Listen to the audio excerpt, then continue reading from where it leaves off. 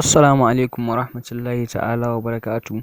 Yau bidiyon mu zai gwada mana yanda za mu goge komai da komai na wayanmu ta dawo fresh kaman sabuwa, sai dai mu ƙara ɗaura mata abubuwa. Misali in wayanka tana nauyi ko wani abu makamancin haka, sai ka maida ita kaman sabuwa ta wannan hanyar da za mu gwada mana simple way. In muka shiga kan wayanmu za mu yi scrolling down har mu nemo inda setting yake. Nan kenan sai mu shiga. Bayan mun shiga setting da mu yi ƙasa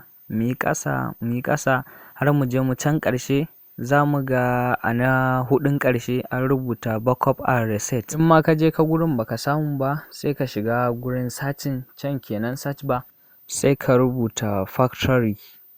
Za ka ga ya fito ma, gashi nan factory and reset ya fito, sai ka shige sa. Bayan ka shiga za ka zo ka can ƙarshe ga inda aka rubuta factory and reset a can ƙarshe, shi ma sai ka shiga. Bayan ka shiga zai kawo ka guri kamar haka, to a can ƙarshe in ka kalla za ka ga inda aka rubuta reset phone, shi ma sai ka shiga.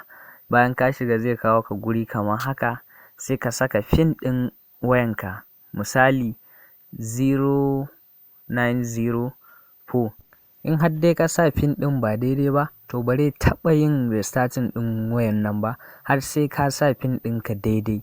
Kana sa pin ɗinka daidai ka saka OK, to wayan ita da kanta za ta ɗauke.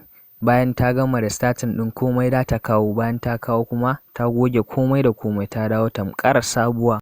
Kar ku manta, kafin ku wuce ku danna mana subscribe, kana ku danna alaman ƙararrawa.